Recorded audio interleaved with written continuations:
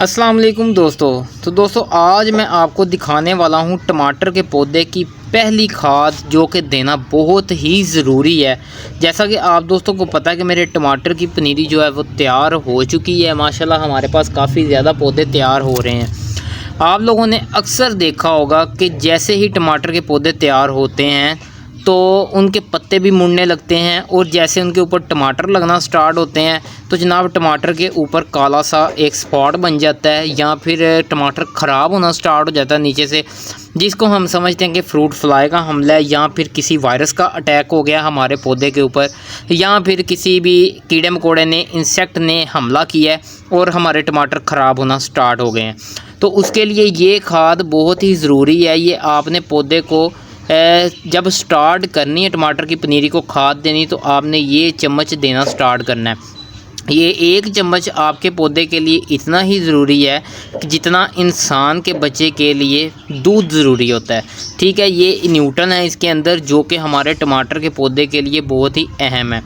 दोस्तों सबसे पहले तो आपने इस चीज़ का ख्याल रखना है कि जो आपकी टमाटर की पनीरी तैयार हो रही है इसको रोशनी की कमी नहीं होनी चाहिए।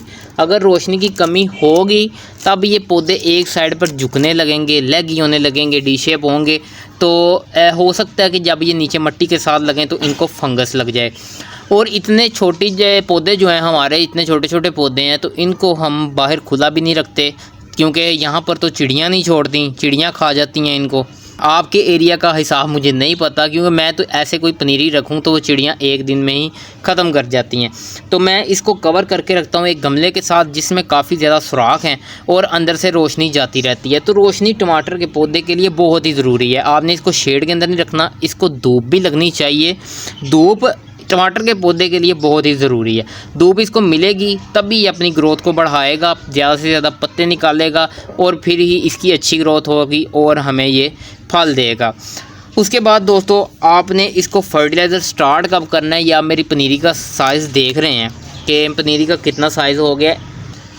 इस एज के अंदर आपने इसको पहला फर्टिलाइज़र देना है या फिर पहली खाद देनी है। किसी सूरत में भी हो सकती है। मैं आपको जो पहली खाद बता रहा हूँ वो ये वाली है, तो आपने यही देनी है। मैं आपको भी ये बता देता हूँ कि ये क्या चीज़ है। तो ये है दोस्तों एग शेल, अंडों के छिलके हैं जिनको मैंने खुश्क किया। खुश्क करने के बाद इनको मैंने क्रश कर लिया। अब इससे होगा क्या, इससे हमारे पौधे में कैल्शियम की कमी नहीं होगी। आप जो देखते हैं कि टमाटर अक्सर हमारे पौधों के ऊपर टमाटर लगते हैं, उनके नीचे ब्लैक स्पॉट हो जाते हैं। तो मैं वो पिक्चर भी अटैच कर रहा हूँ, आप दोस्त देख लें उसको।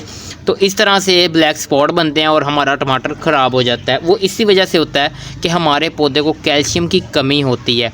कैल्शियम बहुत सी चीज़ों में होता है, लाजमी नहीं है कि आप इसको अंडे के छिलके ही देंगे।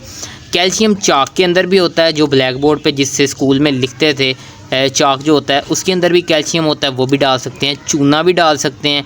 उसके अलावा आप ये एग शेल बेहतरीन चीज़ है, आप इसका यूज़ करें। इसको यूज़ करने के भी दो तरीके हैं। मैं तो एक चम्मच ऐसे फेंक रहा हूँ इसके अंदर। जैसे जैसे मैं इसको पानी देता रहूँगा ये पानी के साथ मिट्टी में जाता रहेगा और हमारे पौधों को कैल्शियम की कमी नहीं होगी। ऑर्गेनिक मैटर है, इसको अगर ज़्यादा भी यूज़ कर लें तो नुकसान नहीं होगा।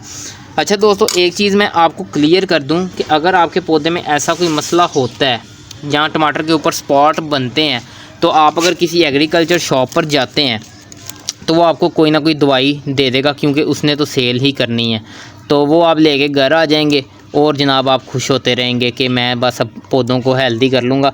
तो इससे अच्छा नहीं है कि आप ऑर्गेनिक चीज़ें ही डालें और जनाब आपके पौधे बिल्कुल परफेक्ट हो जाएं। ऑर्गेनिक चीज़ों से जो गार्डनिंग का मज़ा है वो केमिकल से नहीं है। तो मैं तो अल्हम्दुलिल्लाह ऑर्गेनिक गार्डनिंग ही करता हूँ और आप दोस्तों को भी ऑर्गेनिक गार्डनिंग ही मैं सिखाता हूँ और उम्मीद करता हूँ कि आप दोस्त भी ऑर्गेनिक गार्डनिंग ही करते होंगे। क्योंकि अगर हमने घरों में सब्ज़ियाँ ग्रो करनी है और फिर भी हम केमिकल का यूज़ करेंगे तो हमारा क्या फ़ायदा सब्ज़ियाँ लगाने का। अगर हमने केमिकल ही यूज़ करना है तो क्यों ना हम बाज़ार से केमिकल वाली सब्ज़ियाँ ही लेके यूज़ करते रहें। हमारा घर में गार्डनिंग करने का मकसद है कि हम ऑर्गेनिक गार्डनिंग करें। तो ये देखें इस तरह से दोस्तों आपने इसको थोड़ा थोड़ा सा हिला देना है, थोड़ी थोड़ी सी गोडी कर देनी है। कुछ बीज मेरे अब जर्मिनेट हो रहे हैं, थोड़ी सी लेट हो गए हैं वो। तो कोशिश करें कि कोई बीज ना आपका डिस्टर्ब हो, ताकि अगर कोई और मज़ीद बीज रह गया तो वो भी जर्मिनेट हो जाए। ये देखें, इस तरह से आपने हल्की हल्की सी सिर्फ गोडी करनी है और ये बेहतरीन काम हो गया। अब नेक्स्ट मैं क्या करने वाला हूँ, ये काम करने के बाद दोस्तों मैं इसको बारीक शावर की मदद से पानी दे दूँगा ताकि ये खाद अपना काम स्टार्ट कर दे। अच्छा, इसको यूज़ करने का दूसरा तरीका दोस्तों ये है कि आप एग शेल्स को क्रश करके ग्राइंडर के अंदर, तो आप इसको पानी के अंदर, 1 गिलास पानी के अंदर 1 चम्मच भिगो के रख दें। तकरीबन 3 से 4 दिन बाद आप उसको अपने पौधों में अप्लाई कर दें। लेकिन इससे भी रिज़ल्ट बहुत बेहतरीन मिलता है, क्योंकि मैंने पहले भी यूज़ किया हुआ है।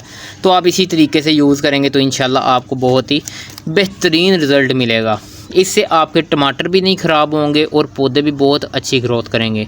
टमाटर को इंशाल्लाह मैं जैसे जैसे फर्टिलाइज़र्स अप्लाई करता रहूँगा, मैं आप दोस्तों को वो भी बताता रहूँगा। आप दोस्तों ने करना क्या है, बस भाई की वीडियो को लाइक करना है और चैनल को सब्सक्राइब करना है, ताकि आपको मज़ीद आने वाली वीडियोज़ का नोटिफिकेशन मिले और आप जल्दी जल्दी से वीडियो देखें भाई की, और जल्दी से अपने पौधों के ऊपर वही फर्टिलाइज़र अप्लाई करें। अब मुझे इजाज़त दें, मिलते हैं किसी नेक्स्ट वीडियो में। अल्लाह हाफिज़।